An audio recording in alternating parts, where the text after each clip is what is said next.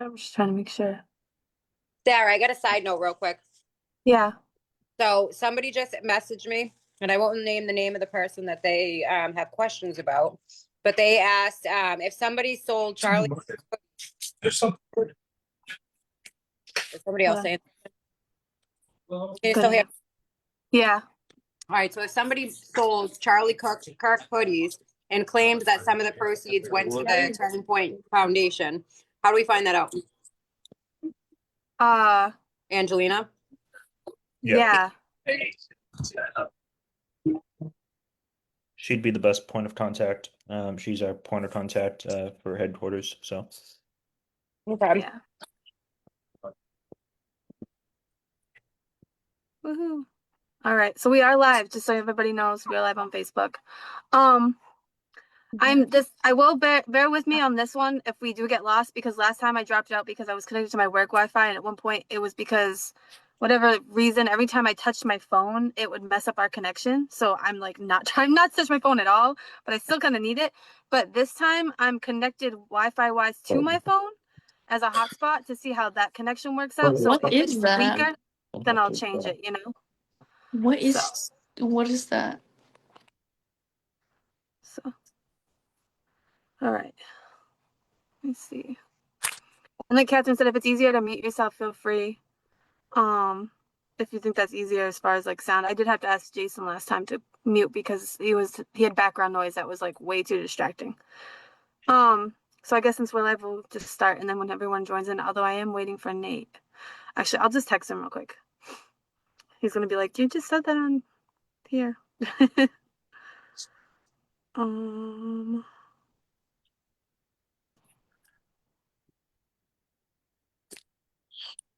Sorry. All right. I'm gonna go back to my notes because I like to have my notes.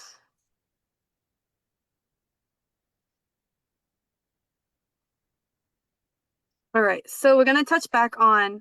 Well, actually, since we have a bunch of new people, I'll say how we usually is that number one rule that I've made up this time, and I made it up last time, is that any disagreement that you have with anyone stays in, even though we're live, it stays in this forum, because the first debate I had, we had people who heard comments by someone's viewpoint in here, and they didn't like it, and then afterwards went and like attacked them. I don't know, I guess not say attack, but verbally was after them having discussions and disagreements. And we don't need to take it out. Like, if you don't like what someone says, say it here. Because then I have to like do that whole like parenting of like, hey, let's be friends and not be mean to each other. And I don't like doing that. So if we can just make sure that, anyone disagrees, make sure that you keep it in here. Because this is the best place for it. If you're going to disagree here, because then we can help each other. The other thing is try not to talk over each other. It is really hard. I even do it myself, so I bear with everyone. I mean, no one hates each other for it. Other than that, that's about it. We'll go on 2 points. So the first point we're going to talk about is America First. Last week we talked about how do we think that I don't know. In regards to like Israel, like, do we think that we should be allies with Israel, or do we think that we shouldn't be? What do you think is best for America First? America First, I brought it up. It's basically, I had to go back to what our founding fathers said, which was that we only make alliances with other nations as long as it uplifts America. And that's like the whole point of America First. But because of all the social media around Nick Fuentes and everything, social media has gone and picked up America First as if we should, should we be aligned with Israel and should we not? So we brought up that discussion last week, or I should say on Monday, and now we're back. Oh, hey, Nate. So Nate took the stance that he doesn't think we should be giving money to Israel, and we left off kind of there, and we also had a few more people on where we discussed it. But now that we have 6, I usually wait for 6, we can start. Nate, is there any place we want to leave off? Where did we leave off with the America First? I know we kind of moved on a little bit after that, but we were talking about, like bombing Iran.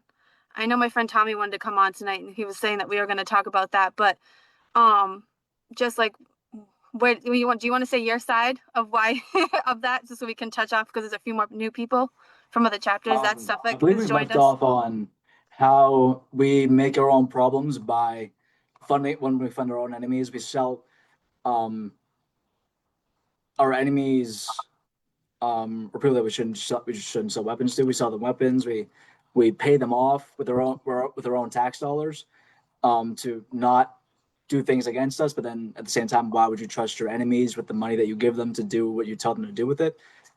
Doesn't make any sense. But Yeah. yeah, and then we touched I on the go ahead. military industrial complex. We touched on lobbying. We touched on I think you mentioned like relations with Israel. How is that affecting the America First movement and so on?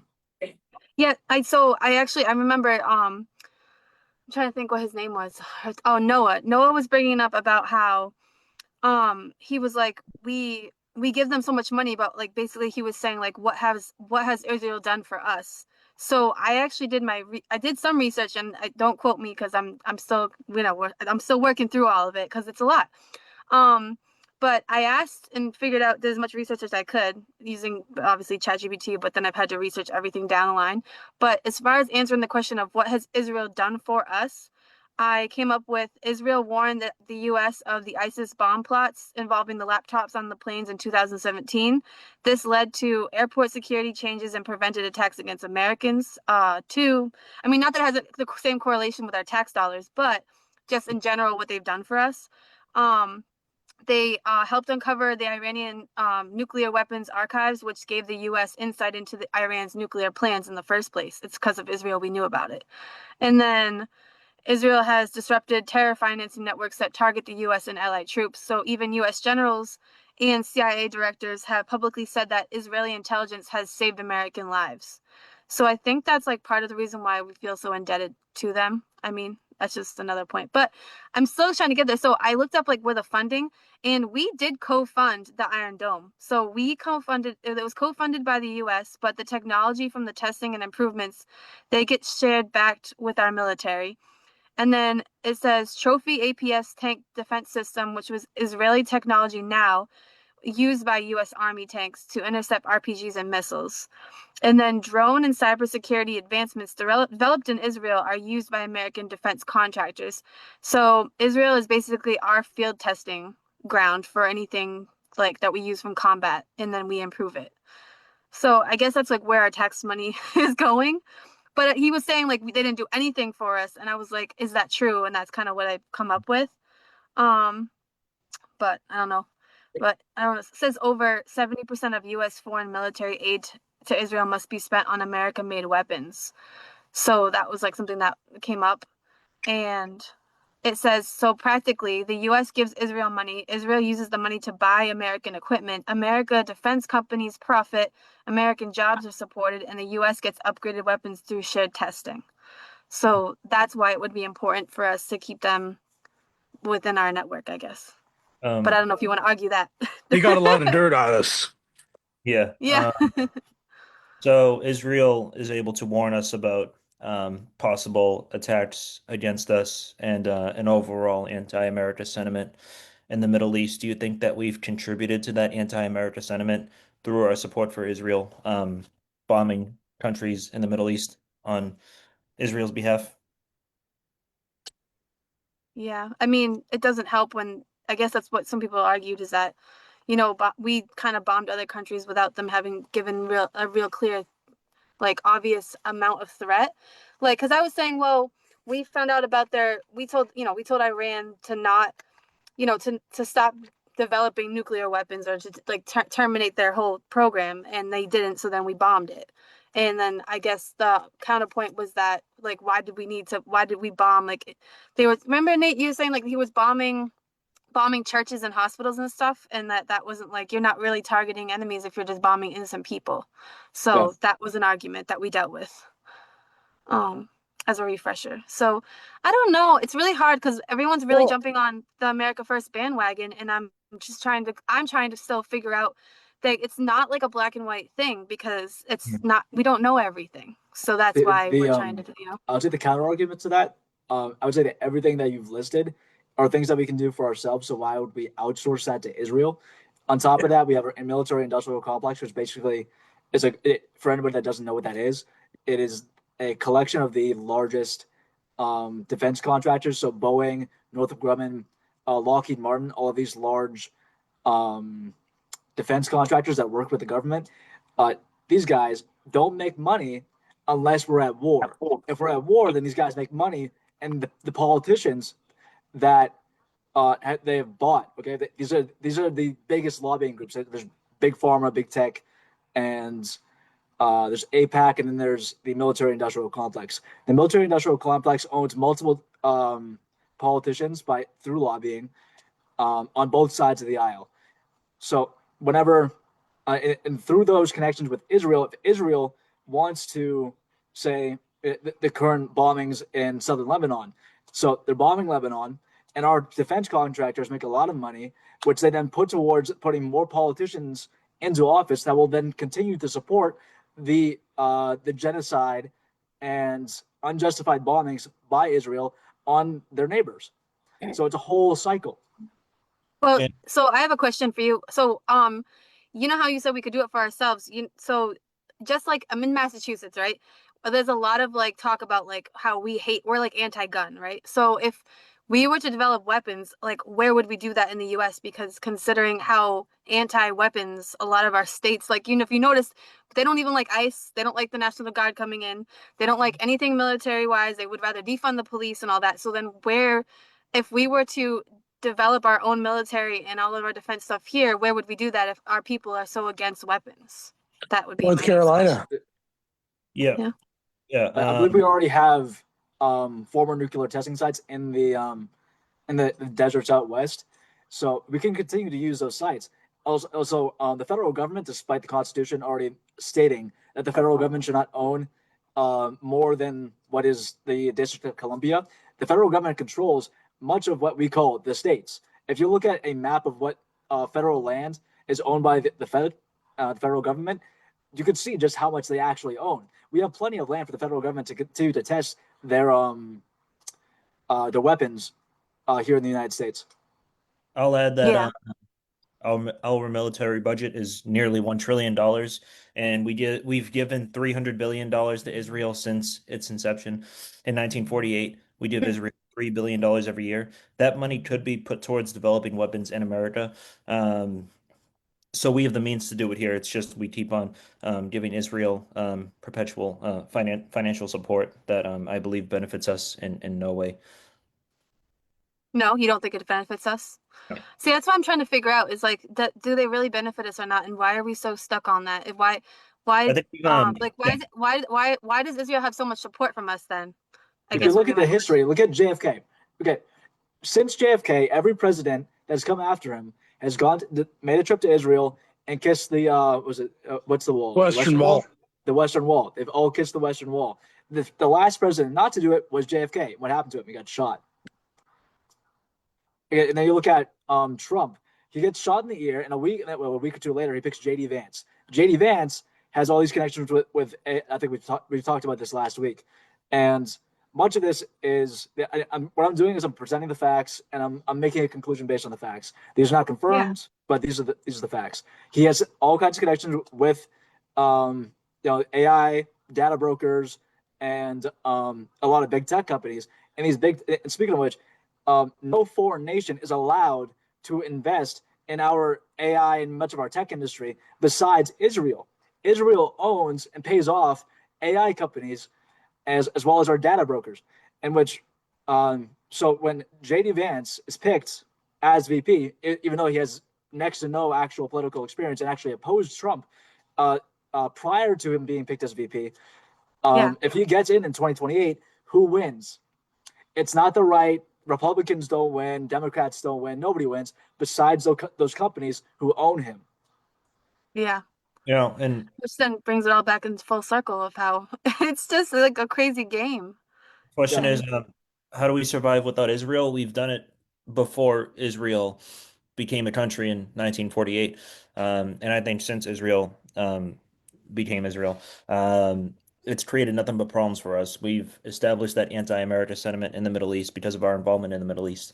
Um, there's a reason why other countries don't chant debt to America, and some countries do. It I don't see how we gain from it.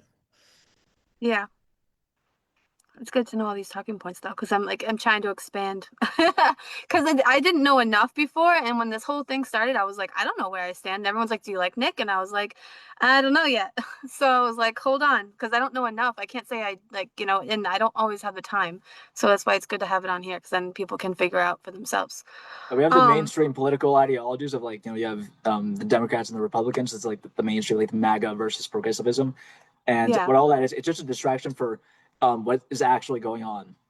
I support Trump. I support Kamala. And it's like you're voting for companies. That's all you're doing. And no matter what company you vote for, it's gonna whatever politician gets in, it's still gonna be paying homage towards Israel. Yeah.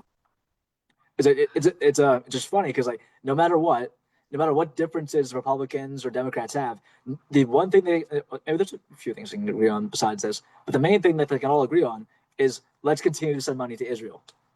Now, I would bring up President Trump as an interesting contrast. If you look at Trump 10 years ago versus Trump today, think back to Trump 2015 on the debate stage. He said that he wouldn't take a side between Israel and Palestine, and this is before he was taking money and he was self-funding his campaign. And he attacked Marco Rubio for taking money from the Adelsons. And then Trump started taking money from them, and then he switched to stance. So it shows how politicians can be swayed. And yeah. But when Trump when Trump was new to politics, he had what was a much more reasonable stance and pro-America stance, and it even extends to things like the H-1B visas. He was against it before, now he supports it. But I would look back to some of his original ideas, and I think that's what originally resonated with the regular working class Americans. But the pro-Israel, the pro-H-1B, all that stuff, in my opinion, is not America first, and it doesn't benefit us. I think at the And core of um, the Israel first is also America first. It's an equivalent. That the core of that idea is Zionism and believing that Israel is still a holy nation. When if you look at the majority of Americans, Christians, and then you have the Zionist movement that's been implemented into Christians here in the United States, it goes against core Christian doctrine that the Jews are no longer the chosen people of God, is the Christians that are the chosen people of God. So for a Christian to believe in Zionism is to go against what Christ has already said. Yeah.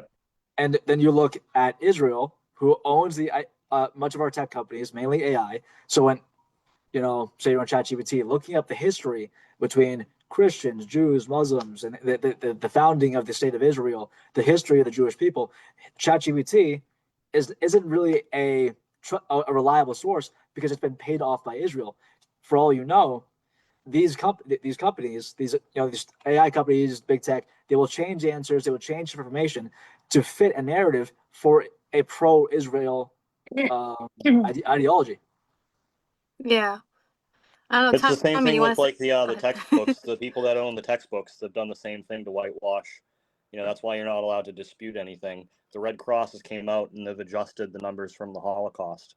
But anybody that goes off what the Red Cross says for the numbers is called an anti-Semite now. You're not allowed to talk about it. You need to talk about the sanitized version that they've created of history. They had swimming pools there, if I'm not wrong.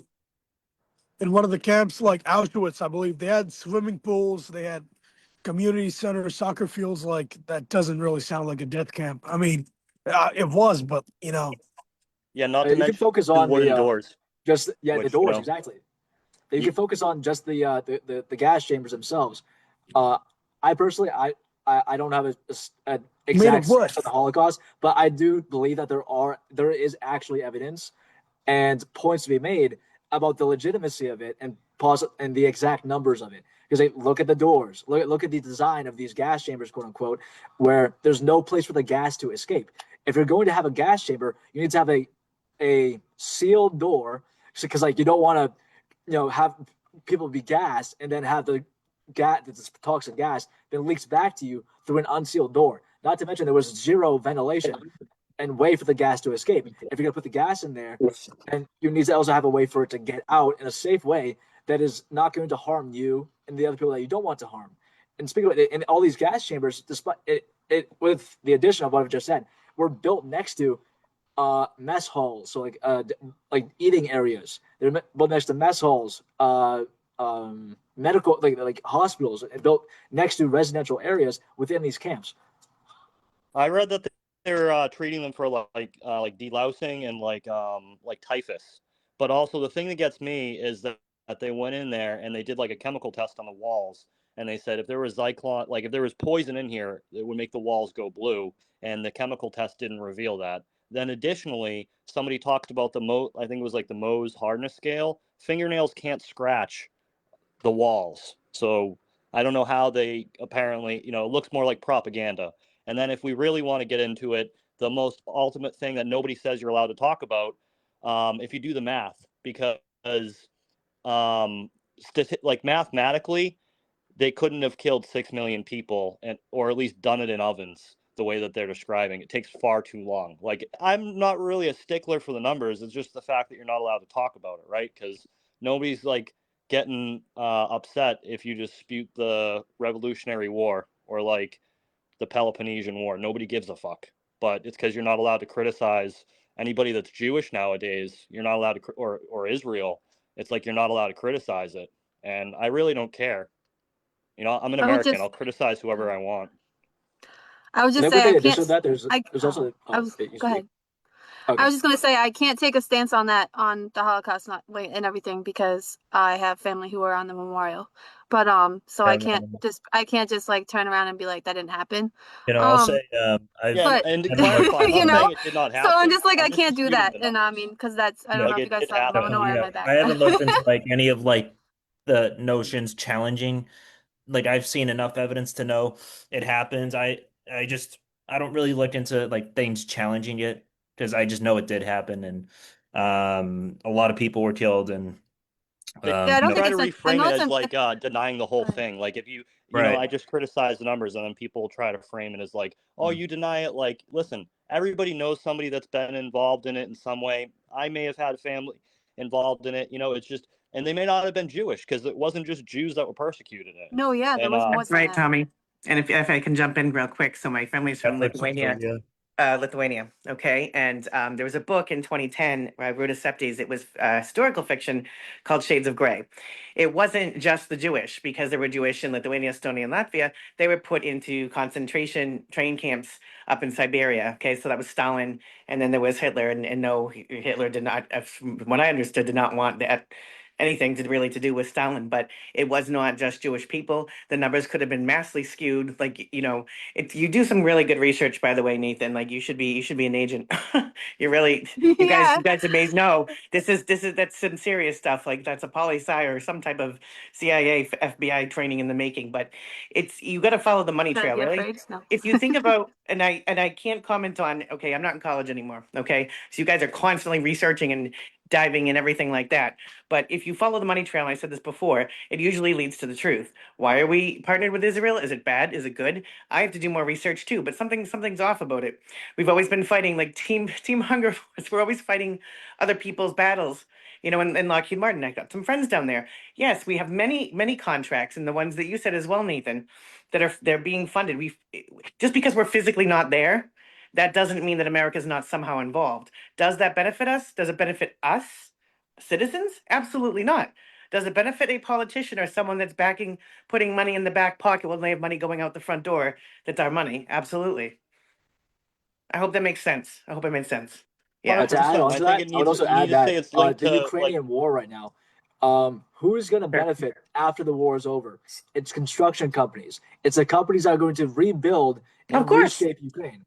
Now, we are going to be gaining. I think I've understood this correctly. By our proposed deal to Ukraine and Russia, we will end up gaining a large stakehold in Ukrainian minerals, Ukrainian resources, as well as our construction companies being allowed to develop, to redevelop Ukraine. And our companies move in, we benefit off of war.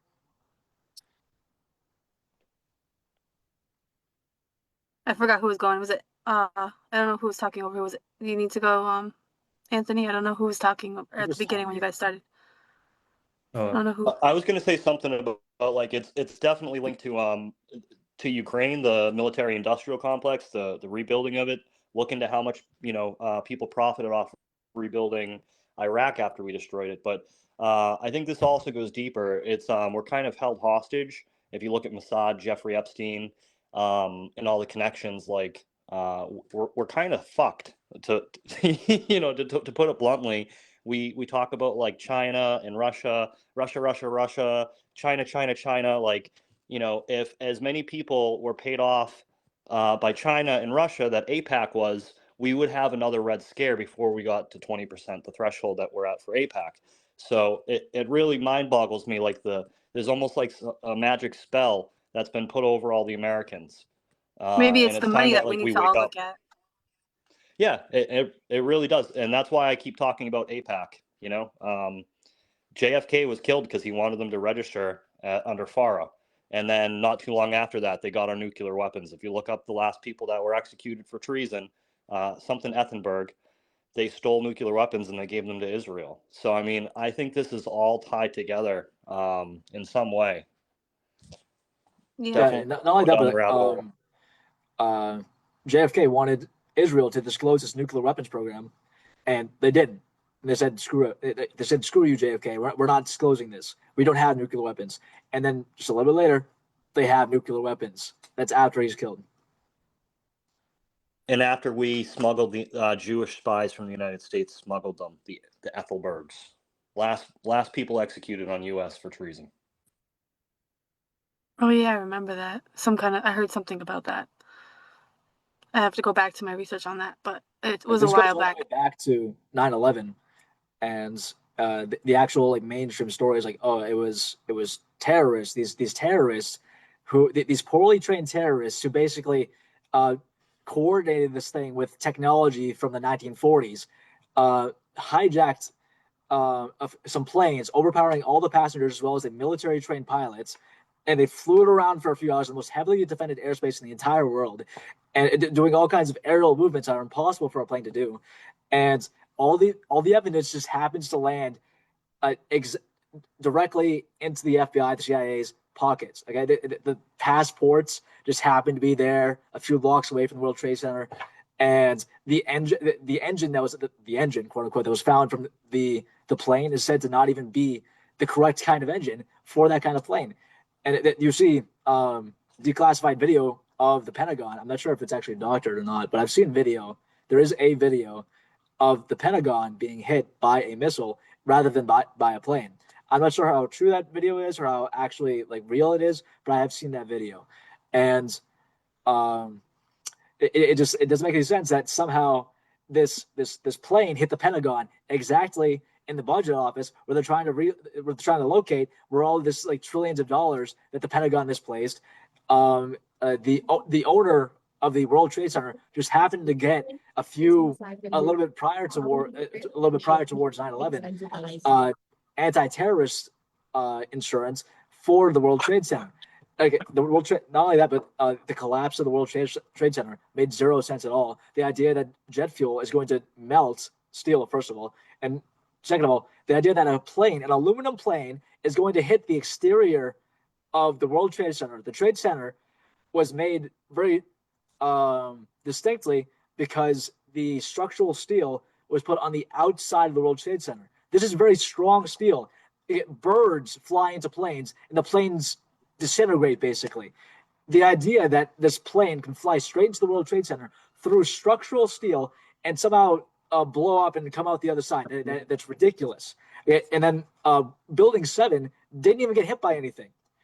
And on top of that, like, how are you going to like destroy? You're going to fly a plane, and say this did happen. Say it did happen. If you're going to fly a plane into a building and destroy this part, so you're at this level, the rest, the bottom of it is fine. What should have happened, if it did happen, the top of the structure should have collapsed or disintegrated, but the rest of it's completely fine. This goes against one, the laws of physics, but also building sciences. It goes against everything we know about building sciences. And the building was designed to be hit by a plane. To that point, what stood out for me is how do the wings of the plane go through the steel of the World Trade Center, but the Pentagon, it doesn't scratch the concrete facade. I'm sorry, the wings should have pierced a hole the same shape of the plane because it went through it. And to me, it was just ritualistic because you had George Bush in the classroom. And if you look at the words that the kids were saying, they were saying, steel, plane, hit, kite, steel, plane, hit, kite. And then they walk up and we did some satanic ritual and they're like, Mr. President, they went through. So, to me, if you look at everything mixed with the fact that building 7 was a controlled demolition, you don't need to be a rocket scientist. You look at what the rocket scientists and the demolition experts say, and they say this was a controlled demolition. On top of the fact there were trace elements of like nukes, like radiation at ground zero, and they put in like a water purification system to remove like any radiation. Like, look at what the hell they put in for the World Trade Center. It's not just like a memorial. It's like removing any radiation that might have been there. And that's also part of the reason they got rid of all the rubble immediately. Within 2 weeks, everything was cleared out. They sold it to China.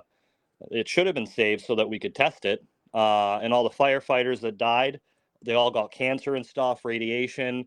I think it's more than the PFAS from the firefighting. But yeah, that's insane. I think the wings is something that needs to be focused on more. Do you guys know about dancing Israelis? Oh yeah, the ones in New Jersey watching it. Yeah. Okay, so Yeah, on a the building moving company. a few miles away, there's a group of Israelis recording the whole thing, dancing, clapping, they're laughing, and they're confronted by the police. They're asked who they are, and beyond that, we don't even know what happens. Now, He said they wanted to document it. This is why people believe that Israel does 9/11 because of one, the complete bullshit story that they made up about it, and two, you have Israelis recording it, laughing about it. It's crazy. We'll never. We'll have to debunk these one day. Like I understand why we want a conspiracy night for our chapter because there is so many. Went on a talk they're not really show. conspiracy. They might be truth. Who knows? Those dancing Israelis went on an Israeli talk show, and it's no secret that they were working Mossad. That's So, crazy. so guys, for the normies that may not understand that implicates that Israeli intelligence had prior knowledge that we were going to have 9/11 happen. They didn't stop it. They didn't tell us. They went and watched it and then celebrated as it happened because they knew that America was about to go destroy their biggest enemy in the Middle East on behalf of them. So that's why they probably knew about it. We're just like, the hijackers, they spoke Hebrew but with Arabic accents. Correct. Or no, sorry, they spoke Arabic with Hebrew accents. So again, looks like they were Mossad. So, funny thing, my cousin Ricky was across the street from the Pentagon that day. That's before he did Homeland Security. And like what was just said, that's it, guys. Look at how buildings are demolition down in Las Vegas, right?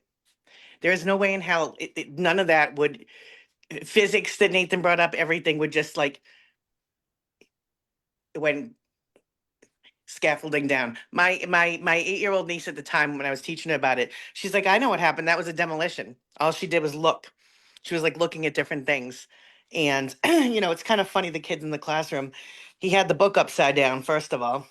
Remember my mother going into the elementary rooms to talk to some of the kids whose parents worked there, and the Red Cross was there. My dad's boss was there. My family was all involved in that day. At first, everybody is so distracted, right? We're so distracted. And it takes all these years later, all these topics, COVID politics, it takes time for people to kind of catch up to the truth. And it's not fun. Sometimes ignorance is bliss and naivety is bliss, but we don't have time for that. And I think it's good that you're researching and going down the rabbit hole, because the rabbit hole really isn't a rabbit hole. Like usually the logical answer is the answer. Mm-hmm. It's not as complex. A lot of things are planned out behind our eyes without us even knowing it. We have all these distractors right now, and the truth is going on way above all these subtopics like that we even talk about. It's important to talk about, but just know that there's a small percentage of people on this planet that are like literally just pulling the strings. So it's not so much a conspiracy theory, but yeah, 9/11 was an absolute shit show. Yes, they were trained at Embry-Riddle. Yes, they came in through Canada and Mexico, blah, blah, blah. And unfortunately, like, I know it's not totally off topic, but what's running New York now, we have it on the West Coast, the Central, and the East Coast. And like I said, we better start to stand united or we're just going to become states. And I won't even get into that topic tonight because, you know, I don't want to go too far down into that. But No, and I do want to, because I can't, you know, we're already at 8:50, and I want to start transitioning to question. your question, Nate, because that was your question, and you wanted the debate to be Yeah, about your question. for sure. So I'm going to transition, guys. I know we would talk about more, but we can always go back to that. Like, we can always revisit. That's why I revisited America first, because we wanted to talk about that more last time. And so we always can dip into the next one, you know? Sure. But I want to get to Nate's question. So his question was basically, is democracy the best form of government? And, well, it's kind of like a loaded question for me, because technically we're a republic with limited democracy. So we're not like a full democracy, to be precise, as far as America. But I wanted to bring up, like, basically, what do you guys think is the best form of government for America? I'm just gonna change. I kind of reworded your question, Nate, but that would be the best way to say it, because then everyone can say their stance on what they think is best for America, and then you guys can, you know, agree or disagree. So Well, whoever wants to go Aristotle first. talks about democracy. He says that it's the most corrupt and ridiculous form of government. What he argued for was polity. Polity is basically it's a democratic system, but you have certain stipulations. One, you have an educated populace. Two, that populace has to be the majority of the population. Okay, so like not, I'm sorry, that populace has to be largely middle class. So like 90% of the population has to be middle class. They all have to be working, they have to be well educated, and then they have to be well moraled. If any of those don't exist, you don't have polity, and you dive into corruption. What we have nowadays is that we used to have polity in the United States through our democratic system, but nowadays we have the most educated people in the entire world, and somehow we're just the IQ of the country keeps going down. You know, but we're the most educated people, but somehow we're the most ill-informed and unpious people in the entire world. Well, I want to say that it's because I believe that, and I've had this philosophy, and I know it might be flawed, but I believe that they want to keep us stupid. That's why why TPUSA, like we have very smart people that exist that are enlightened essentially to what's going on in our government, and we want to educate others in that whole process. And I believe it's important to say that I think that this education system as a whole is designed to keep us stupid so that we are basically robots. If we don't know enough, we'll just follow whoever the smartest person we think is. And then we just follow whatever they want, and then they can keep the money flowing where they want it.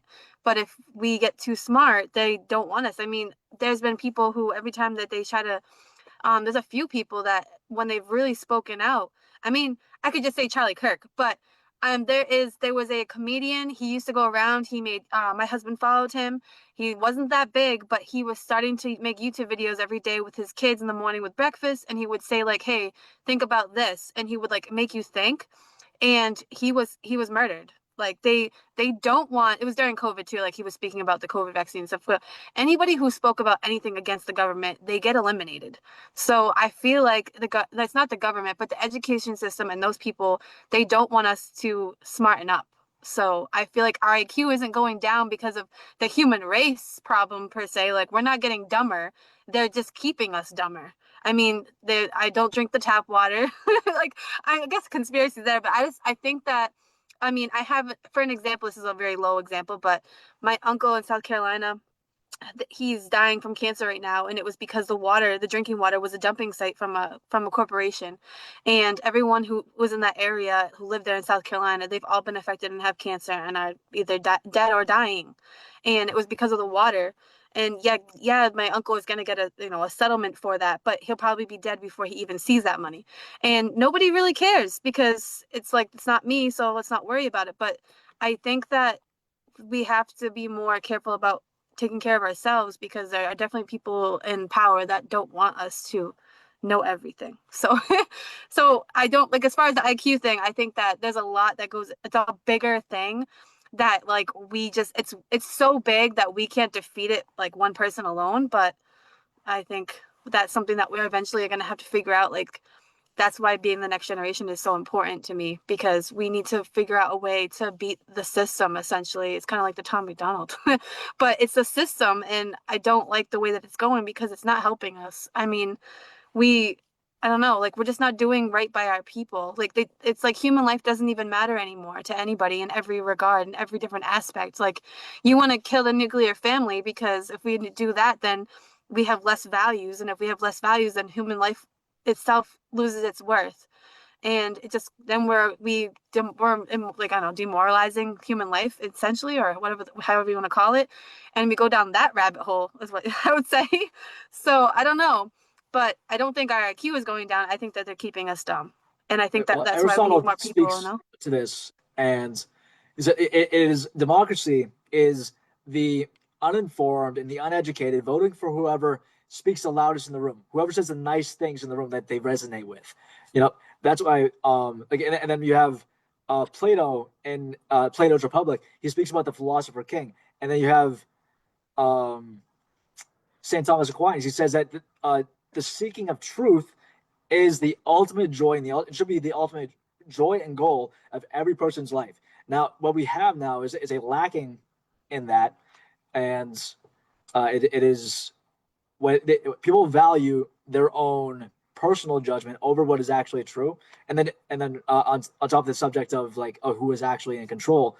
You have the leader of the World Economic Forum saying that by 2030 you will own nothing and be happy, which is actually, it is a communist ideology that you will own nothing and be happy. They want you on your knees, paying homage to them, so that they can stay in power, they can stay rich, they can stay powerful, living in their mansions, living like kings, and while you live like a good little boy. Okay, you're on your knees for them.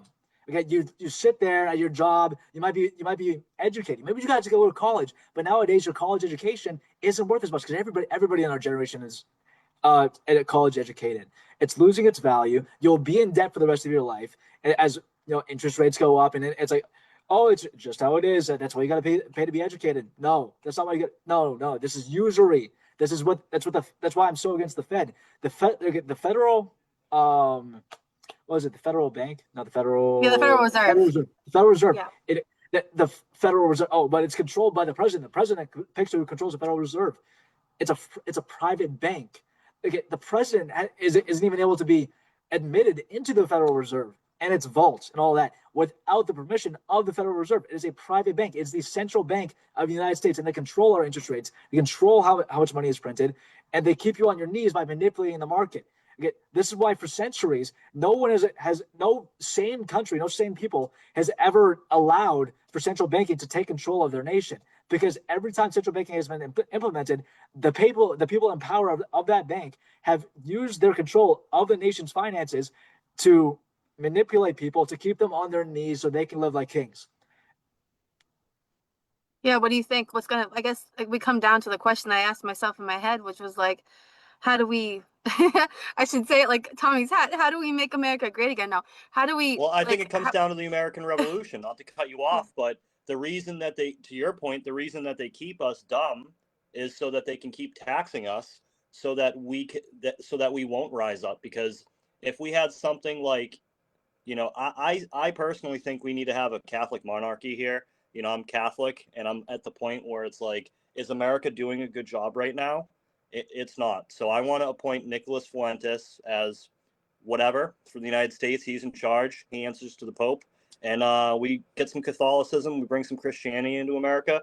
I think that's what we need to fix it. But that also starts with waking everybody up and bringing everybody to Christ. I think that's a big problem with our nation.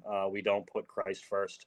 And, that's a sad thing. We shouldn't just be like, okay, let them just go, burn into hell forever. We should be continuously trying to help people because there's nothing better than coming to Christ. That's literally why we're here, is to try to save everybody. So that's what I think we need. But yeah, they want to keep us all stupid. They want to put stuff in the food. They don't want us paying attention. They want to give us bread and circus, because if you look at Rome, if you look at France, how many times did they have revolutions, uprisings with the people? And it happened after, like, let's just keep them all dumb and stupid until it gets so bad the American Revolution happens. Except right now we're at a new revolution. It's time to put America first.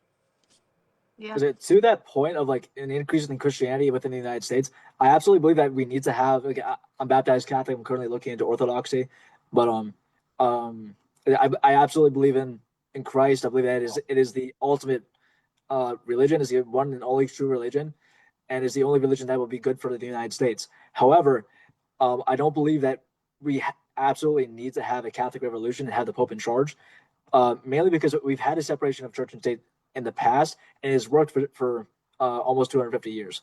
Now, on the topic of separation of church and state, it is a good for the United States to have that. However, if one is more powerful than the other, then one will take control and one will be able to abuse the people.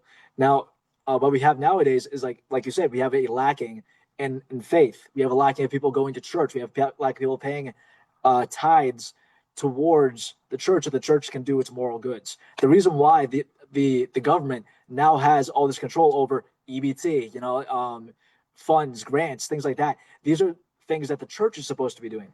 The church is supposed to be the charitable organization helping the people. But now that we've given that power over to the government, because we've now become secularized, we have a people that doesn't believe anything besides their own nature and their own, and then within their own intellect and free will, which is actually the core of Satanism, which is why atheism, all these other things, it's really just self-worship, which is actually the core of Satanism. That's why all these people are Satanists. That's my personal opinion.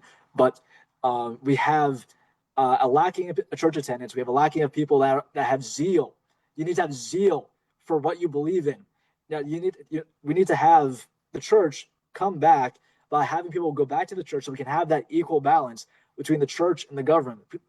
Because now that we've given so much, like I said, we've given so much power to the government now has all the control. The government now is able to control whether or not you're able to eat for many of these families. They pull EBT, they pull these things, they pull SNAP benefits. Whatever your opinion is on that, at the core of it, we need to agree that the government shouldn't have that power to do that in the first place. Why would we give the government an institution which none of us actually trust? Why would you give people that you don't trust the ability to take away your ability to eat? Yeah, I think it's ridiculous. Yeah, and the church should have. In fact, that was a question someone brought up when I had my food giveaway. I did like a distribution a bit last weekend, and it was like, even before I did it, when SNAP benefits were given to people in Massachusetts again, people were like, "Oh, well, they got it back, so like you don't even need to give them food." And I was like, "That's not like when did we get to a point where we didn't help, like when the church stopped helping?" And I think part of it was that they got like apathetic. I think apathy is a big problem too. I think that, I brought this up before. It's just like when people back in the day, when we saw a homeless person or we saw them on the street, we weren't like, deathly afraid of them, and we'd give them like bread or we'd give them something. And I mean, my family feeds the homeless regularly every week, so it's not like a scary thing for me. I don't know for anybody else, but if you try to do it in Boston, you might, like, my mom's tried to do it and she's been like screamed at about not wanting, didn't want help at all. But so that'll happen. But it's like, when did we get to a point where the church stopped helping? Because we should have been doing it all along. And I think that people got apathetic, being like, you know what, they should get a job. And I think they just listened to their friends and they didn't realize that there's so much more to it. Because this is that could be like a long thing on this, but it's a lot of people who are homeless have a lot of mental health issues. And I think that one of the biggest things I have a problem with right now in this, I don't want to get too off topic, but is that mental health is not like taken seriously as much as it should be in the US. I think that there's not enough help for people. I don't think that we're at a point where there's enough help for everyone. I think that there's still, even now, I deal with my husband has TBI, as well as mental health issues, as well as like ADHD, but he's on medication. But like, he literally can't keep a job, and I get constant comments like, "Oh, he's just lazy, he doesn't do his job, why can't he provide for his family? You should just like divorce him, you shouldn't be with him, he's not doing anything for you." But at the end of the day, like, they don't know anything, but they're so apathetic to mental illness that they just don't understand at all. And I think that people in churches got like that with the homeless people too. They were just like, oh, they could just go take care of themselves if they just did something. And like, they're not, I don't know, we just stopped helping. And I think that we need to be like caring. I feel like if we cared more just as a whole, then if things could be better, but I think that another structure of that is mental health. I think that mental health, like, we don't have enough, enough of that, or I should say, or to the extent that we should have to take care of our people in the U.S. And I think that the reason why is because why would the government want to make them better? Because then they can't capitalize on that. So I don't know. I agree. I And think it's we the need to same put thing with focus. yeah. We need Speaking to off of put that, I believe focus that we and have resources. Go ahead. But one of the things I think that we're not helping them is because we're helping so many illegals. I used to work at Fenway Park, and as somebody that I have a TBI, and it sucks. I wouldn't wish that on anybody. The resources aren't there. But one thing I've noticed, I used to have homeless people I'd give food to when I was leaving Fenway every night. Those homeless people got pushed out by the illegal immigrants we were busing in here. And now, we really got to speak up and say it's not fair to the local homeless people. Now, Yep. I've seen the same guy that doesn't speak English outside South Station. I don't even know how he got here, but I keep seeing him and I keep thinking he's a dead body in the same spot. And I'm like, that used to be a local guy playing the drums. And now he's just I don't know what the fuck he's doing here. So it's not fair for our homeless people. And we really need to get these illegals out so that and they're also clogging up the mental health facilities. So that's why people like me can't get the help that they need. I hit my head and they're giving more treatment to illegal immigrants than it was to me. So finally I said, no. Hey, it's fine. I'll just go fuck myself. And that's what a lot of Americans are forced to do. And it's really not fair. So I say get the illegals out of here. And then will we be at a better point than we're at now? I think yes, net positive. I So think Sarah, this all ties into the overarching premise of we have a lacking in an understanding of what love is. Now, in terms of love, we refer to agape, meaning a sacrificial kind of love, which is what's shown by Christ in the Bible. Nowadays, we have a modern idea of love, which is based around, oh, this person makes me feel good, and this person doesn't. I don't feel very good around this person. I don't want to hang out with them. I reject them. I don't care about them because I don't feel good around them. Now, how selfish that is. It is a self-worshiping, emotional kind of love, which is completely contrary to the kind of love which we need in the United States.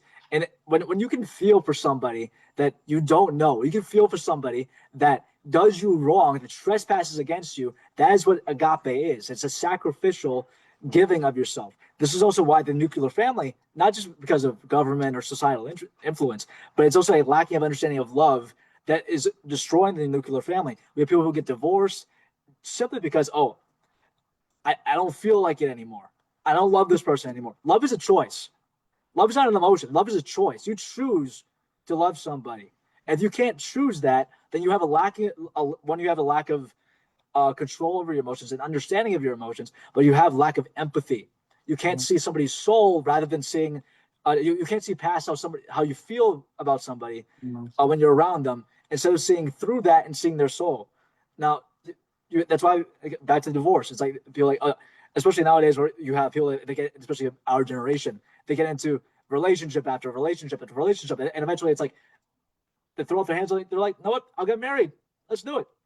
I think I found the one after all these other failed relationships. I think I've found it. What do you think this one's different? How is it different? How? You've put all of your time and energy into all these other relationships, where as soon as you didn't feel like it anymore, you broke it off. Now, once you get to that marriage, you put the ring on it, you sign the papers, the priest has blessed you, whatever your concept of marriage is. You don't feel like it anymore, you break it off.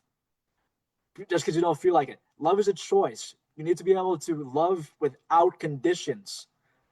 And this goes back into charity. In the Bible, in different translations, you'll see the words love and charity are interchangeable. I use a Doe Rami, I believe that's how you pronounce it, Bible.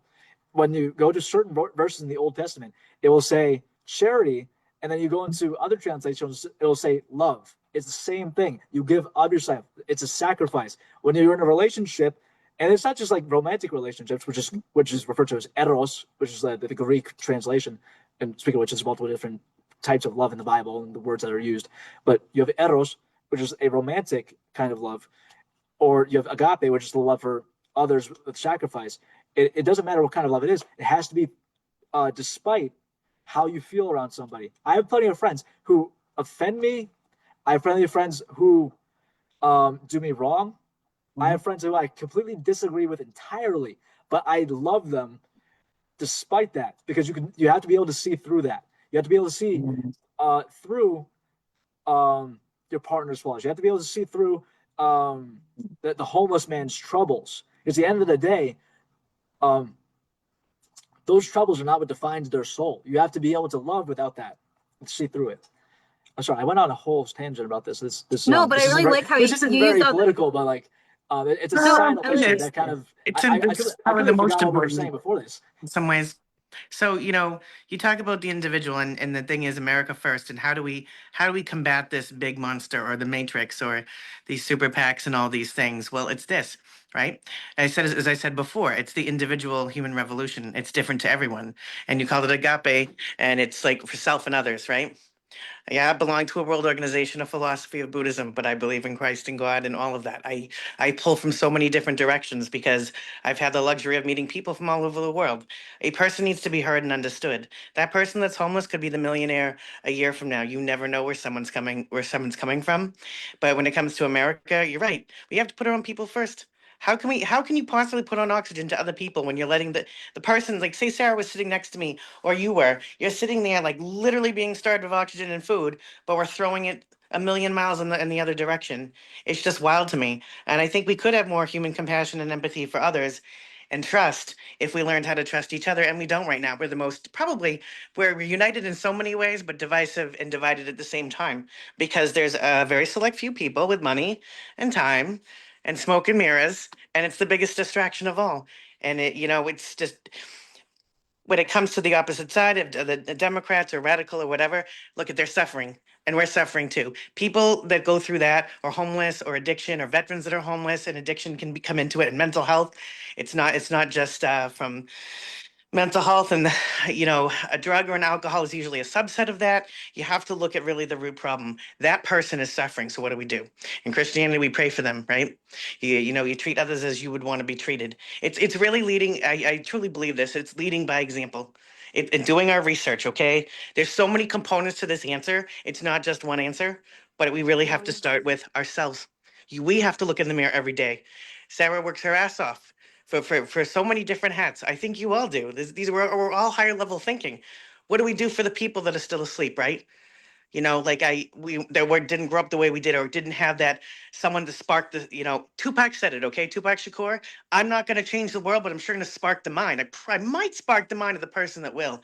You always have to think of it, whether it's the homeless person on the street or even Donald Trump himself.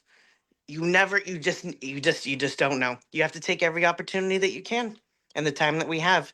We can't give into fear or like be overly dramatic or be swayed one way or the other. We kind of have to be the balance. That turning point, yeah, we have to turn the perspective, but we have to stay like many in body, one in mind. Whether it's coming back to Christianity now, morals and a nuclear family, absolutely. I don't care what the person believes. I think having like a basic moral understanding in this country about empathy and sympathy, they teach social emotional learning in the schools. The kids get it better than the adults. That's why I always worked with children up until recently. I don't think I wish there was a simple answer, but I still believe what I said before. And even in that Middleborough meeting, Sarah, it's up to the individual patriots. Do you remember everyone in that room just about said there's no knight in shining armor coming to save us? Yeah. It's up to us. It's up to you, Yeah. We you. are the knights in shining armor. We just But have to but do it it. but it's the collective. So where I might lack in an area, Nate, you might have, or Anthony, or Tommy, any of us might have that. And that's kind of like this is some higher level thinking people in here. This is pretty impressive. But Well, I think can it you all comes imagine Yo, down how to we much Nate, just need to put our multiplied? we're faith gonna. in Oh, Christ. When we put on the armor of God, there's not, that's There you what go. brings us all together. And It does. speaking of his point about kind of like you really got to try it. Like kind of faith is like that. Marriage is like it. You're supposed to love your wife like the church, and it's every Sunday. And hopefully with your wife, it's more than every Sunday. You got to be putting in effort to make it work. And one of the things I think that we need to make a change is nowadays, uh, girls on Instagram, they need to not be on Instagram and they need to be going to church. That's a good start. If you look at Steve Will Do It, look into the recent thing that happened to him. He had a girlfriend and she has he's famous, but this happens to people that aren't famous. And if it's happening to him, what do you think's happening to the average college student? And that's what's really oppressive. So, you know, you have a girl and then you have an NBA athlete sliding in her DMs. The dating market's skewed. And then you add in 40 million illegal immigrants on top of that. That's 40 million Americans that won't be able to reproduce with an American. And that's an actual crisis. That actually really is affecting not only our the reproduction rate, that affects a large, vast majority of the population. And that's something that needs to be analyzed too, that people aren't even paying attention to. It's a point. I was like, I never thought of it that way, but you made me think now. I don't think it's the It's like ethnic immigration as a genocide in a whole that way. is Sorry, affecting. it really is ethnic genocide. I don't think it's quite a genocide. What I believe is that it's not about the immigration. It's about what kind of ideology is being brought over, which is diluting what we have as Americans. Now, I think we talked about this last time, the core values of America. Then we have people who come here that bring their foreign ideologies, their foreign ideas, which is not entirely bad. Sometimes we have good ideas that do come here. But if you have a foreign ideology that you bring here that is completely contrary to what we believe as Americans, it is harmful to us. And then you have, they become citizens. Nowadays, you can basically become a citizen as long as you wait long enough. And say they get married to an American, and then they have a family, and that family is now being raised by not only the American core values, or even worse, that American core values is then sacrificed for that foreign ideologies that is the foreign ideology that is contrary to our core values as Americans. And so the kids are raised into a foreign ideology that hates and condemns what we believe. Now, my mother's from the other side of the world. She is a proud American. She believes in the United States of America. Yes, she is. She has a very great love for her culture as well. And I love my culture as well, the culture that I got from her. But at the end of the day, we all know ourselves as Americans, and it's not about where you come from. Anybody can be an American, but the question is, what is an American? Americans are not defined by blood. The idea that Americans are defined by blood is a flawed idea of what America is. Americanism is an ideology. It's an idea. It's a belief. It's the core values. If you believe those core values, you are an American. I know a guy, when I was like 14, I used to play a lot of video games when I was 14. I had this kid about a year younger than me. He was 13. He was from Singapore. I would just talk to him gaming on Discord. And he believed in America more than people who are born here. He used to talk to me all the time about how much he loved the United States and how he wants to come here one day. And I look around, I see people who are born here, and they don't have a love for what has been given to them. Yeah, that's another problem we have. And I feel like that's the people that drive me the most nuts, I think. Like, even at school, it's like they hate TPUSA, but they are they're the average American. And I'm like, where do you get your thinking from? And like, how can we work with that? Because if anything, like, I don't know, I guess the best way I've been able to figure out, and I guess bring it to the bare basics, is that, like, just say the left. The left is all based on emotion. I think that it's more emotionally based, that they get flawed in the American, the Americanism. They lose sight of that because they start to get like, oh, well, I do feel bad for, you know, this idea, or maybe I should feel bad for this person, and so maybe I'll drop that value because now that emotion has taken over. And I think that they just lose sight of like the bigger picture because they see this one small thing.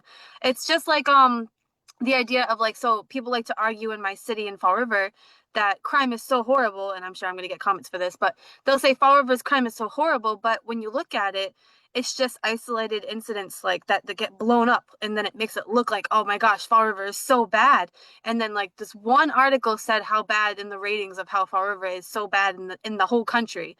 But in reality, if you look at the actual crime, it doesn't actually match up. And so I feel like it's the same thing. I use that as like an example to myself, that like when you see something and you're like, they think that this idea is like so relevant to that's whatever topic it is. It's like sometimes it's just like isolated incidents that make it seem like it's bigger than it really is. And so you really have to, I don't know, look and see what the reality. But I feel like Well, the because of that, reality is people's reality gets Brockton is flawed, far and then worse. you know? And I think that's I'll take some heat off why of we you with the exist. Fall River people. I'll throw Brockton and Lynn under the bus. They're far worse than Fall River. Yeah, for sure. I think mean, this also Brockton's ties known to be into bad. the idea of Thomas. You talk about the left as being very emotional, but I'd say it's not just emotions. It's the worship of the self.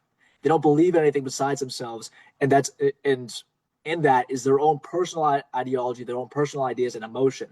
And at the core of that is Satanism. Thomas Paine, despite being one of the most influential people in the United States in its founding, he was a heretic. He was a blasphemer. Okay, he says, "I have crowned my mind my own God." He believes in himself. He doesn't believe in any kind of church or anything above himself. And at the core of that, it's selfishness, it's Satanism, and it is what's detrimental again to society, but also to what I've mentioned as the ideal sense of love that we are supposed to have in our society. When you have a dilution of what love is, that I believe that is actually what causes the collapse of society, when people start to believe in themselves more than believe in not just a love for others, but a love for God and a love for something that is above themselves. Because if you don't believe in something above yourself, you will submit yourself to your own flawed and ridiculous claims that you say is what's morally right. Because we all know here, I think the majority of here are Christians, and one of the core concepts of the Christian belief is that we are flawed beings, and that we can't do things on our own. We are not able to define what is right. Osama bin Laden was human, all right? He believes that he is right, all right? And meanwhile, you have George Washington was human. He believes that he is right. These two people have completely different ideologies, two different religions, two different states. So which one's correct? You cannot define which one is correct unless you have an eternal and 100% just idea of what morality is.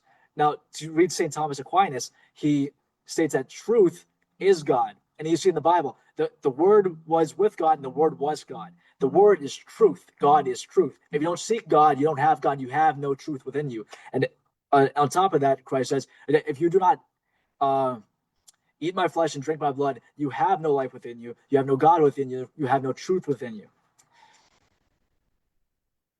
You should be the next president. No, you know so much more than I was like, than a me. So it's funny because I'm just like, you're very very enlightening. You have so much more, Well, you just talk like about you like can draw back. Plato's Republic. It's about the philosopher king. Like, I mean, one day I kind of do want to get into politics, but at the end, but firstly, I believe every politician needs to have the ideals of the philosopher king. You need to be a politician. Yes, you have to serve your people and do all these politician type things. But if you don't have an idea of philosophy, theology, spirituality, those are the groundwork of what society is. That's the groundwork of any nation, any society, any people. Now, if that person, if these politicians have zero sense of philosophy, morality, and at the end of the day, many of them call themselves Christians. They call themselves believers of God. They call themselves the children of God, but they're not. They're of the house of Satan. All They right, believe themselves and they worship themselves. And they keep us on our knees so that they can claim power for themselves. I want to see if Tommy, did you have to say? No, I agree with what he's saying. He's Yeah. cooking. Yeah, he is. He's just like, he's so smart. You'll be the next president of TPUSA when I step down one day. I will gladly take that. Yeah, because What's your name, by the way? Back to the I idea of late. love. It's like I have a friend, and we have a little group chat for a Bible study, and she was asking people to pray for this guy. I think he got hit by a motorcycle or something, or he was on his motorcycle. He died at a very young age, and he was around our age, college age, maybe slightly younger. I don't remember the details. But you pray for this guy, and I don't remember his name. I don't think his name was even stated. But you need to be able to feel for that person. You need to be able to feel for that. And if like what I've said, and I need to claim this as my own quote. I need to claim this. It's a conviction is founded in logic, okay, and logical belief. Your belief has to be logical, but if you don't allow that belief that is based in logic, it's founded in logic. If you don't then ground it with your emotions and in your heart, then you have no conviction. You have no zeal. You have no true passion. Okay, you might believe these things, but you don't accept it in your heart. Then you look at the Bible. Look at what does Christ say? You must confess with your mouth. So logically, you would confess with your mouth that I'm the Lord your God. But if you also have to accept it in your hearts. You need to be able to accept that and embrace it with your emotions. Now, you might be able to logically say, "Oh, I love people." Yeah, I love people. But if you don't actually feel that, it's a false claim because you're telling a lie to yourself that you love these people, but you don't. And then it gets into the idea of sacrifice. And actually, while we're on the topic of love, and back to the topic of like divorce, you have the dilution of the idea of love and sacrifice. Love is sacrifice. Love is pain. Love is the hardest thing that you can do for somebody. If you love somebody, you say that it would pain me. It pains me to feel for you, but I accept that because I love you. Now, you look at families nowadays, or actually families decades ago, say in like 1950s, 60s, men have forgotten their role as the sacrificial leader of the family. Now, when you what is the example that Christ gives? It's a sacrificial love. It's a sacrificial leadership. Despite being a king, he dies on a cross. Despite you may be the head of your house, but if you don't sacrifice for your family, if you aren't the one that you have to be the rock. I always use the analogy of the Native Americans in their totem poles. I believe it's one tribe in Canada. I forget which tribe it's from, but on the totem pole, you have different totems, and just guess where the most important on the pole. It's always at the bottom. Why is it at the bottom? Because it holds the rest of them up. The most important totem takes the wear, it takes the tear, and it holds the rest of them. It's the foundation. Now, as a husband, you have to be able to be the foundation. You take the wear, you take the tear, and you take the beating, you take the pain, so that others, your family, are able to thrive. Now, that's what Christ is on the cross. He's a king. He's the head of the church. He is the church, and but despite being in the position of authority he is in, he gives of himself. He sacrifices his life. Now, without sacrifice, you do not deserve that authority. What men have forgotten is that, oh, I'm the head of the house, so I can do what the fuck I want. That's wrong. You're a heretic. You're an idiot. Okay? You have to be able to sacrifice, and without that sacrifice, you don't deserve that respect. You gain the respect through sacrifice. Yeah, and sorry, I don't mean to cut you off. Sam, did you have anything to say? Sam is my brother, by the way. He's my half brother. I thought so. And he's never Sam joined was us trying to before. talk. Yeah, I want to hear Sam. So go ahead. I don't know what his Great. viewpoint is, so don't judge me. No. I'm kidding. No, this is important. This is important that everyone gets heard. Sure. What's up? Hey, Sam. I said, go ahead. Did you have anything to say? I don't know if you were trying to speak earlier. Well, he said something about philosophy. I already said something about that earlier, and I already commented on your thing. So I was just like, what's going on here? So I was just like curious. So I was just curious as a cat. So that's okay. Yeah. But I feel like you should just, for some people, we should just stop voting in general. And I think that's what would stop all this. Stop voting, start protesting. Just yeah.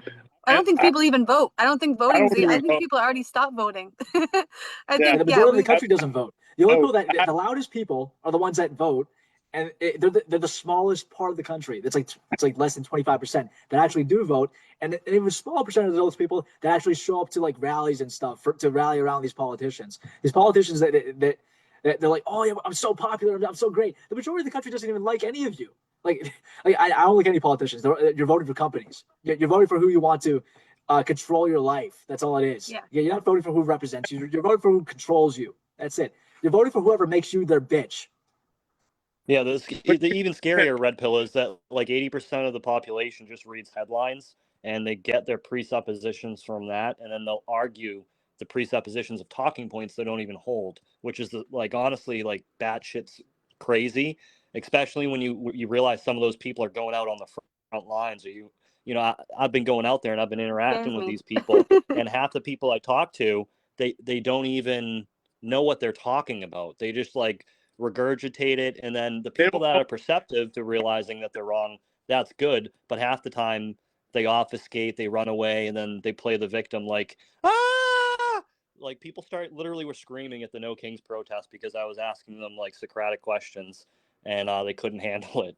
So that's honestly one of the scariest things as an American that I learned, is that like half the people you go about on a daily basis, they don't even care. They care more about the Patriots and football and dumb shit than their country, which that almost makes me think that we need mandatory conscription like Israel. Just Yeah. something There are too many drastic. people that focus on politics rather than focusing on philosophy. If you don't understand philosophy, then you shouldn't have a voice in politics. Because you don't like I said, understand structure. you need to have an idea of an eternal and absolute truth and God. And what does Aristotle say? Aristotle states that God is the unmovable mover. He's eternal, uncreated, and will never die. And this is then used in St. Thomas Aquinas' Summa Contra Gentiles to justify the belief in God, and that God is eternally good and is the absolute truth. Yeah. Can I ask a question? I'll do a thinking question, if you guys don't mind. Thinking questions always good. All right. So if tomorrow America became a pure democracy with 51% deciding everything, would you feel more free or less? And then, so think about your rights, your religious beliefs, your ability to speak freely, and your personal choices. Would majority rule protect them or threaten them? So that's my only question I leave So us are with, we and then I have to go voting back. on somebody to control the place? Like, are we voting for one person to be a king, or are we voting on policies and nobody's actually in government? Yeah, I don't know.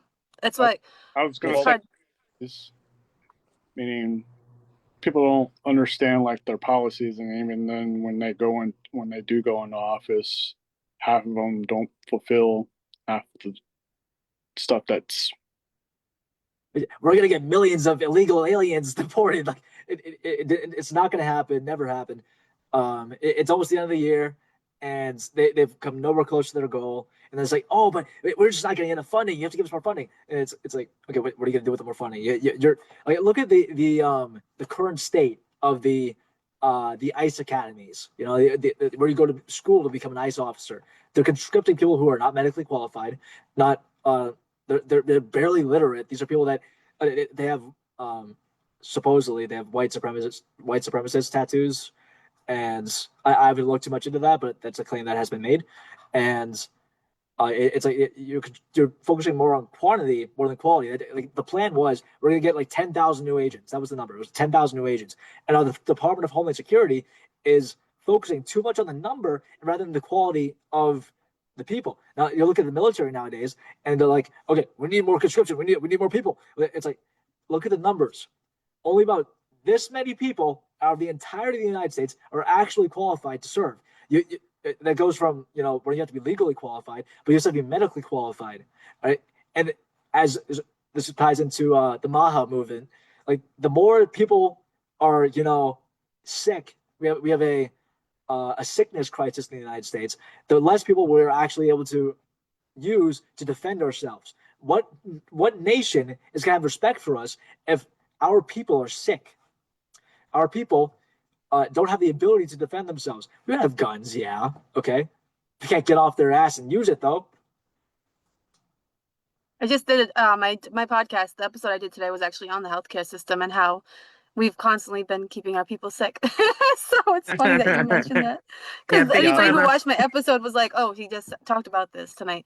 But because the whole headline on the Hep B, like as soon as a baby is born, we give them a Hep B injection. But why do they need it when it's only on Hep B is only just it's an adult thing. So it's like, why are we giving babies it? But it's only because it's funny. See, he has the book. The whole vaccine schedule is messed up. Like I focus on health and nutrition, and I've been following this since Obama got in and let Michelle Obama screw up the nutritional standards. You need this many carbs. You need all these grains to survive. Like, that's why people are fat. You need. We don't need grains. You only need this much protein. But you need this many Michelle carbs. Obama or like the fact that she may or may not have a penis. I'm just going to focus on the math. If we went to 51%, my answer kind of ties into what Nathaniel said. He said it's like the quality, and like again, if we don't have the quality of the population, like this is I dedicated like years of my life trying to get people to eat healthier because I realized, I was eating like shit and I wasn't able to make informed political decisions. I started eating better and I started making better informed political decisions. And I said, there's a correlation here. Why are we villainizing half the people that won't vote and half the ones that do wrong if all of their diet is shit? And I can say that because I'm a chef and I look at what they're eating and I'm like, you guys are eating shit. So that's why your opinion's shit. So, the fact is, I think we need to get the population better, but I think we need to get actual Christians in there, or at least American nationalists that are going to put America first. At the end of the day, if you're going to put America first, I don't care what color you are or what your ideology is, because we're putting America first. But that being said, 51%, you need to say, what is it now? 2/3 majority, that's like 66%. So would it be going from 66% to 51%? I don't think things are going to change much. I think we're fucked now. I think we'll be fucked then. I think we need to focus on the quality. Yeah. I think this ties into like the concept of polity that Aristotle talks about. You need to have a good population of good, well-educated, well-moral, but also you need to, in addition to that, which is something that Aristotle leaves out, is you need to have a healthy population. And I believe there's been recent studies which state that if you don't give your child enough protein as a child, they will lack brain development. That's why I personally I could never be vegan. I think veganism is a stupid idea. That's my personal opinion. If you are vegan, it's your choice. But no, my husband does full there are carnivore. studies He does the that state opposite way. that you will lack brain development and lack development in general because you don't have enough protein. You need protein for development. Protein is the foundation for your ability, for your brain's ability to function, and not just muscle development, but your brain. Your brain is, it's protein. Like you need protein to develop these cells. So you also have like, schools nowadays. Like you put your kids into public school, which is like 90% of the population.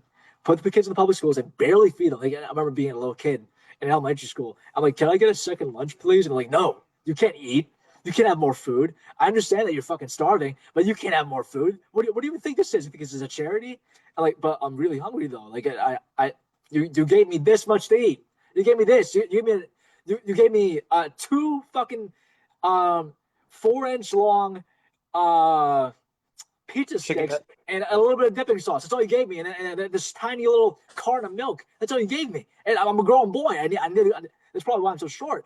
But like, you gotta like, you need to give the kids some food. This is, I would call it child abuse. I think it really is actually child abuse. Yeah, no, it is. It's all Michelle nutritionally depleted food. So even the food that you're eating, for her lack of understanding and promoting this false idea that you need this many carbs and this much protein, and it's a harmful idea. And besides that, you look at the schools, you give them this unhealthy food that straight up it's already unhealthy, but then you only give them this much food, so they can't really develop at all. And then you look at our colleges nowadays. Like, yeah, you got better food than what's in your high schools or your grade schools, but it's still not healthy. It's full of seed oils. You often don't have the correct health options that you want. They're like, oh, but we have a salad bar. What are you getting from salad?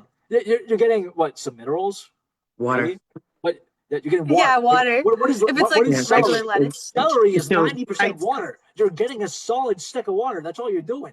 no, they'll give you vegetables and then they'll Watermelon's put flavored water. nutritionally depleted food and everything else, and they expect it to do better. Like the food wasn't good 20 years ago. It was nutritionally depleted. It still is, but right now where they're trending, they're trying to make everything fake meat. You go to Burger King, so you get out of school, you eat the shitty food there. God forbid a guy tries to get a burger. You go there, and what they're trying to upsell is the Impossible Whopper, like fake meat. So that's the future. They're trying to serve you bugs. And for men, this is actually terrible because when we can't get the right protein amount, we can't get the right. Yeah, it screws up our testosterone, but it's also putting soy overwhelming. So if men go around eating the meat, like the replaced meat, we're gonna have. They're literally turning the frogs gay, quote Alex Jones, and now they're trying to do it to the men. And nobody's speaking out about this, but it's something that's very, very bad. And nobody should have. My high school, we had culinary, so we kind of changed things up, and we had like a good option that you could eat.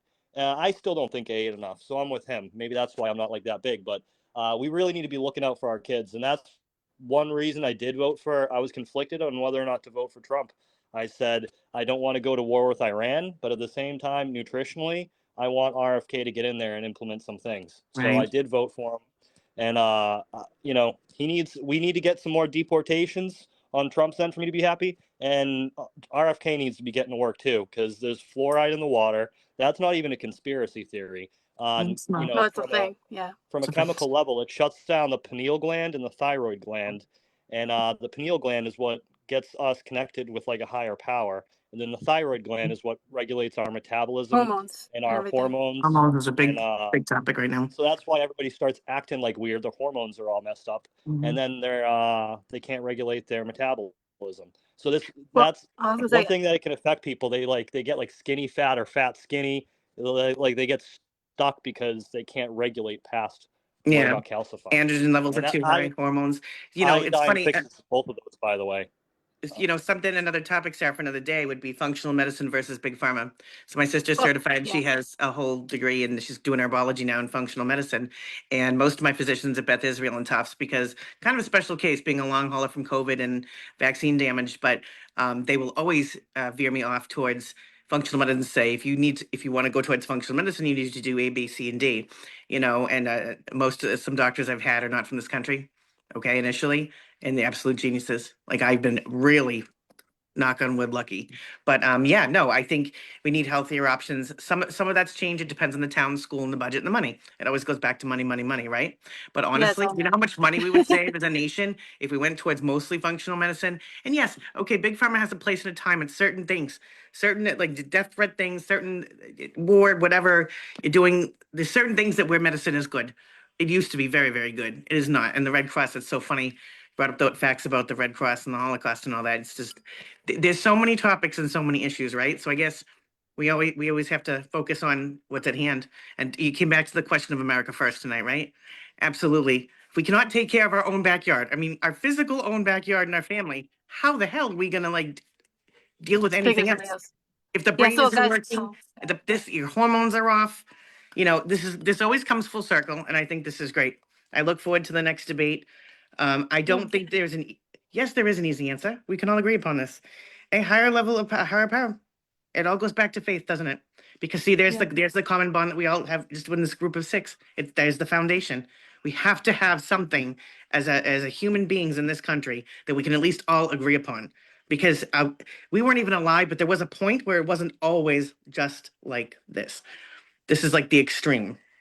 In Well, my not to bring this full circle, but that's where you know, we disagree with the insurance companies, but also Israel is it's usury. So these insurance companies are screwing up the medical industry. If you look at like one of those old videos where they break out the ledger and they show like crutches cost $4 to produce, but they sell them for like $1,500. The insurance companies are allowing this to be marked up, and it was terrible what Luigi Mangione did.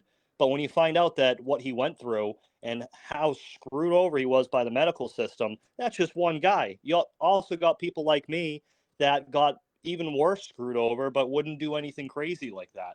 So it's really messed up, but it's a usury, and that's what's going on with Israel too, because America, like we are a Christian country, and Christians don't believe in usury. Israel is a Jewish country. They believe in usury. And furthermore, the Talmudic Jews believe in taxing non-Jews disproportionately than Jews. So when they say Judeo-Christian, I don't know what they're talking about, because I don't get these low interest rates. You know, I get called white supremacist with white privilege by a Jew that says that they're not white in 1 minute, and then the next minute they say that they're white. So, you know, and these are things that we're not allowed to talk about, but I'm going to talk about them. And if that offends anybody that's listening to this afterwards, you know, I don't know what to tell you. If it was well, we'll have to talk Chinese about it or next time because I Australian, gotta go you back to know, work. no, no poor one would ever Sarah. get mad at me. I Like, gotta like you said that about Australians. You said this about Zimbabwean. Nobody cares. But it, you know, this is what the whole point is, to highlight you can't talk about it. And that's like the overall bigger issue. But yeah, Yeah. usury. Sorry, Tommy. I have to go back to work. So this is a very different debate because we were going to go on two topics and we ended up going through 9/11, the Holocaust, and like everything.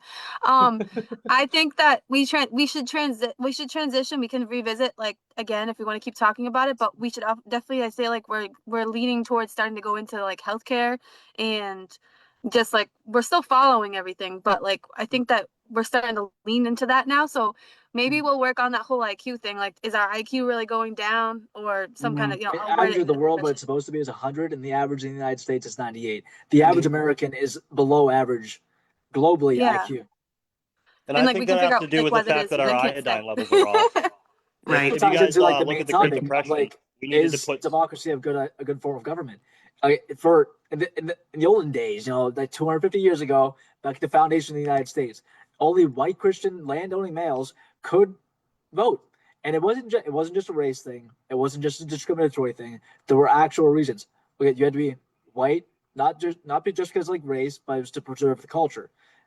Uh, was it racist? Absolutely, but there was a practical reason for it. Was it right? No, but there was a practical reason. Two, you had to be Yeah. Christian again to preserve the culture. You had to preserve what is righteous and divide what is righteous from what is formed of impiety. And then you had to be landowning. If you didn't own land, you didn't pay taxes. If you don't pay taxes, you don't contribute to the system. If you don't contribute to the system, why should you get to vote? That's why, personally, I don't believe that homeless people should be able to vote, because they don't contribute. If you don't contribute to the system, why should you have the same value to your vote that I do? And lastly, you had to be educated. If you weren't educated, then how can we trust you to make informed decisions? Yeah, so we'll go back. We'll go back over democracy, and then we'll go over like healthcare. But we can talk about that all. I'll say Friday. I'm gonna plug in tomorrow. If you are coming, if you do want to, or already are planning to go to, I should say all those for, is we're going to the ICE facility tomorrow at Burlington to support ICE. Obviously, if you want to be on the other side, you can also go to the protester side. No It's thanks. whatever your choice is. I'm going to be going there to get as many interviews with the protesters. Actually, I'm going to do probably both sides, and then I'm going to combine into a compilation of like different viewpoints. That's like my goal. I'm going to try to go into it like that mentally, and I'm going to hopefully not get attacked tomorrow. But if you want to go, we're going to be at the Burlington ICE facility from 12 to 2. I'll be there. I'm very hard to miss. I have purple hair, so you'll see. Catherine will be there. I don't know if Tommy, I know that you said you weren't feeling well, but Mikey's, but who knows? But anybody who wants to be there, I'll be there for sure. I'm always there.